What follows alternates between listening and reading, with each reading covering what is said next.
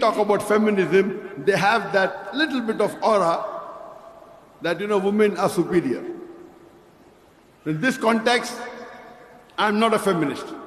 But truly, if you go by the definition, what it literally means, it means that men and women have equal rights.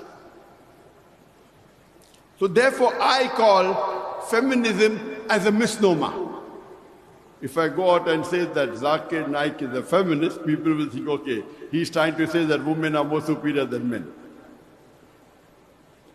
If you go to AI, artificial intelligence, and let's ask artificial intelligence, what is feminism? So AI will tell you that feminism is a group of political and social movements to acquire equal rights amongst both the genders. Political and social movements in order to acquire equal rights amongst both genders, which I have no problem. But today, the Western talk of women's liberalization. Women's liberalization is another word for feminism. It's a coined word. Women's liberalization. The Western talk of women's liberalization is nothing but a disguised form of exploitation of a body,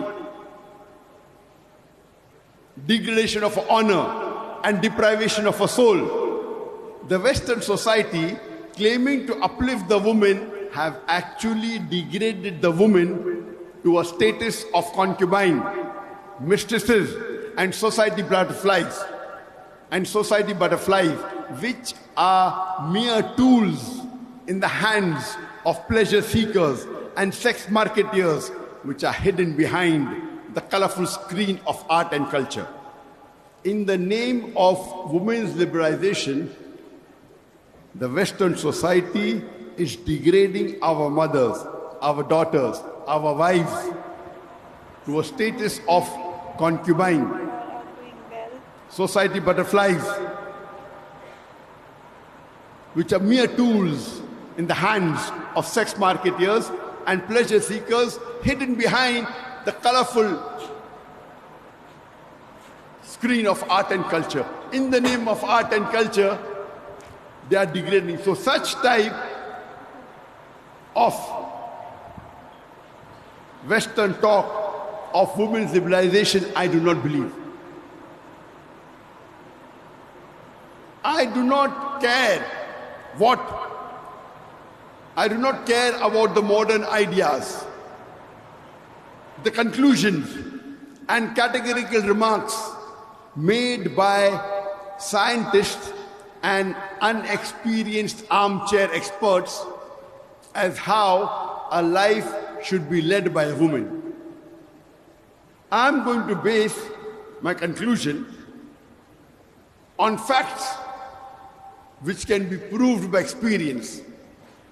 For experience and holistic facts are the sure test between the truth of gold and the glitter of theory. We have to check our minds, otherwise our minds will go astray. There was a time when great minds of the old times, they thought the world was flat.